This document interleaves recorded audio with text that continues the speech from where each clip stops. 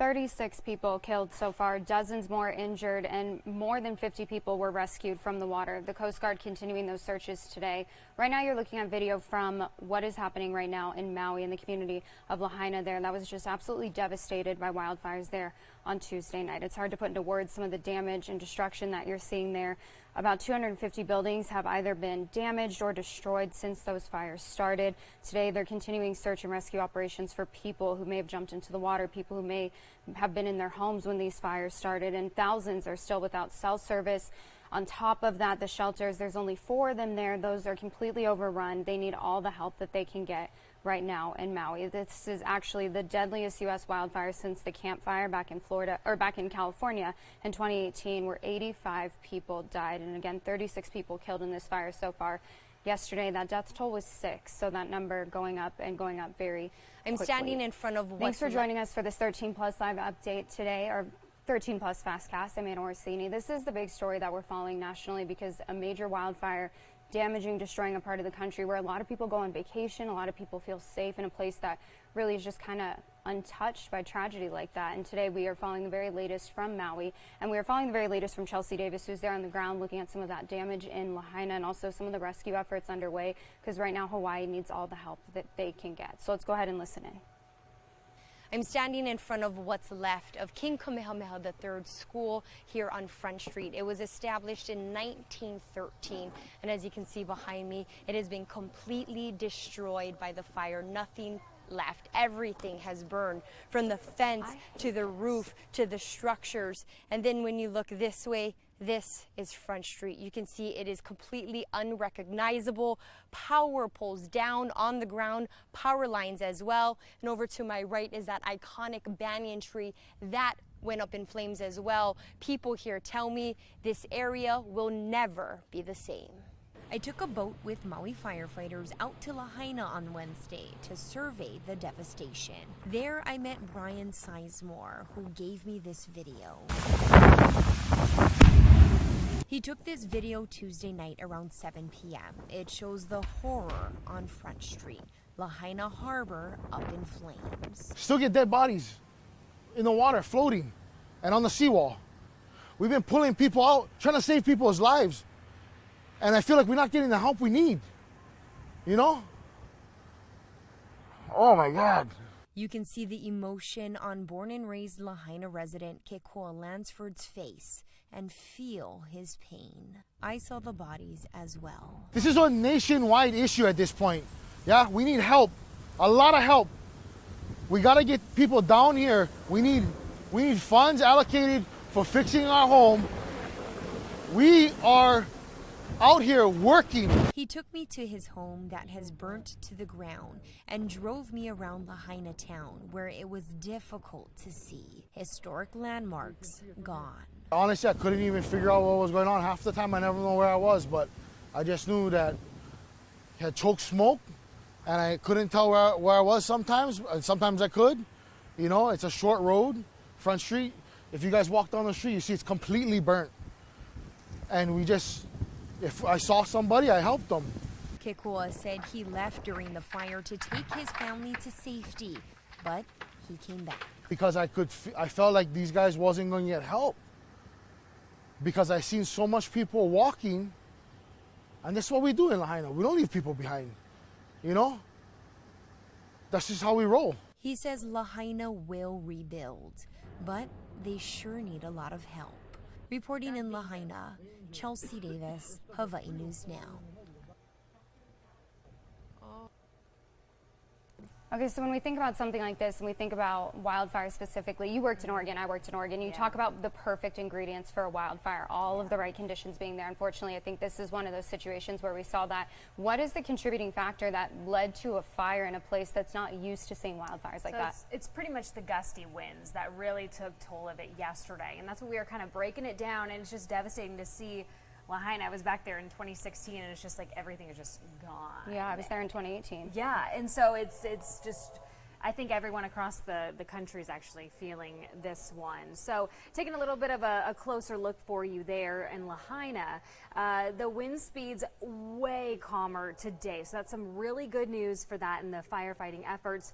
Coming out of the northeast at 13 to 17 miles per hour, now gusting up to 25 miles per hour.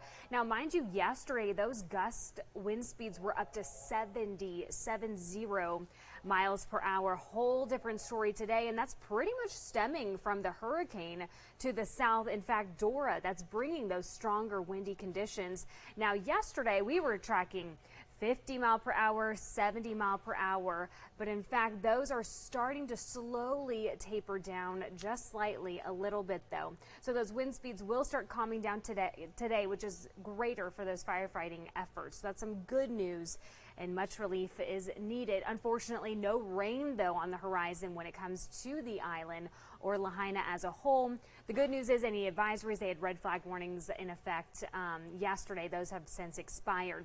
Speaking of rainfall, we're not going to be expecting any rainfall pretty much here in the Tucson metro area.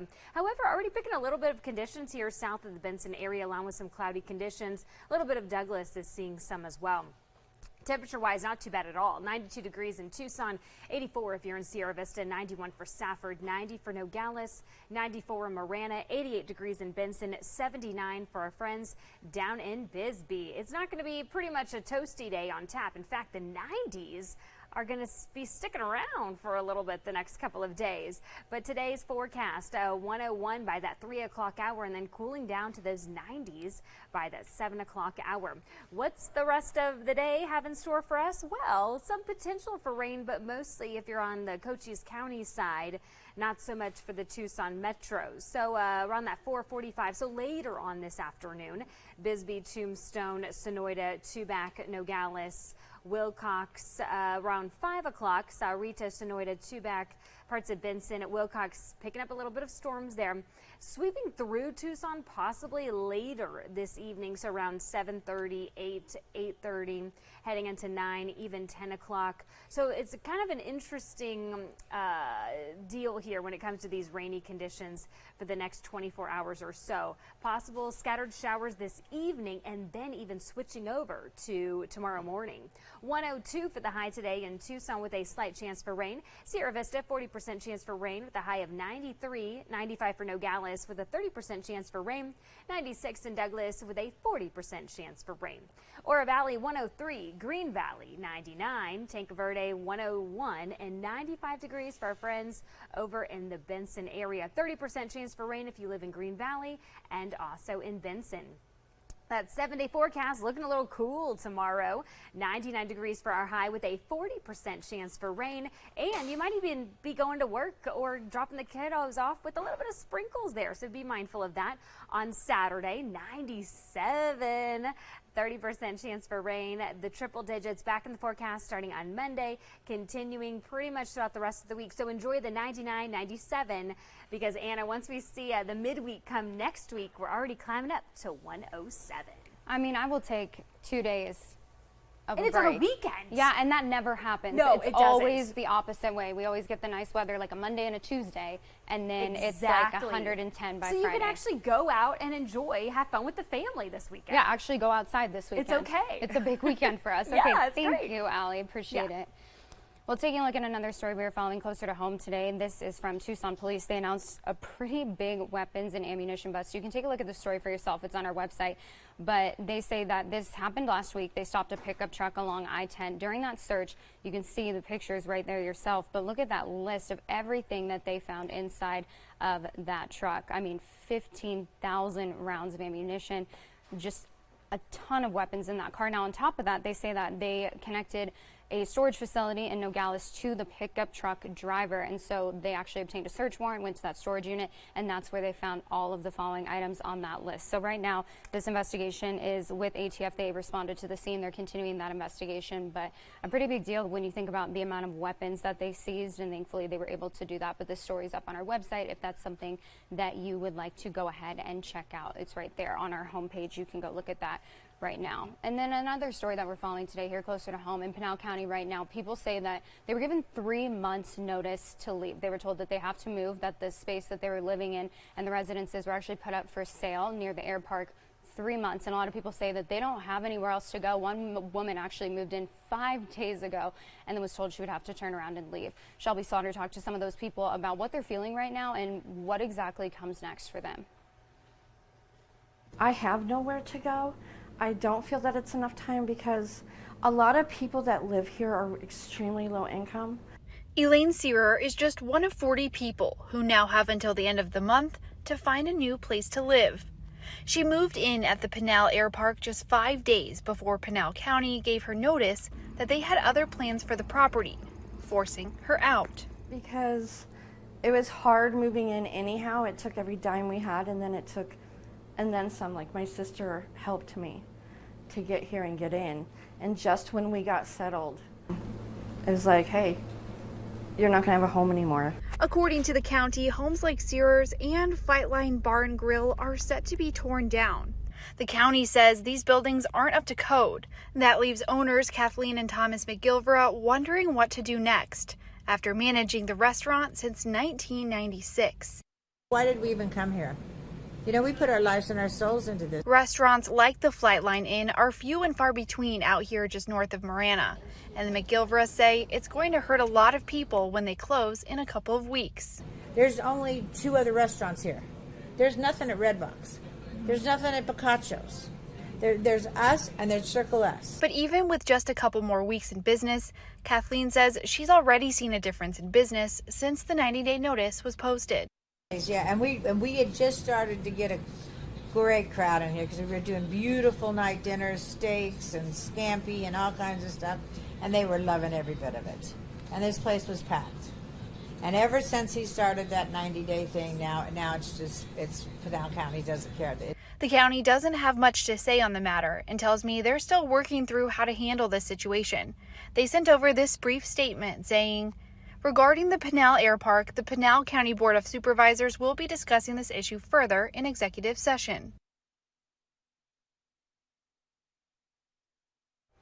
And y'all heard Allie, 97 degrees on Saturday, finally a weekend where we're not seeing triple digits. So what are you doing? More importantly, what are your dogs doing this weekend? We've all talked about Summer Palooza. What about Pup Palooza? Your dogs have the chance this weekend to swim at one of 2 Pima County pools. So this weekend, they can go to the Picture Rocks pool on Saturday. Next weekend, it's at the Keno pool. You do need to register ahead of time, which is something that you can do on the Pima County website.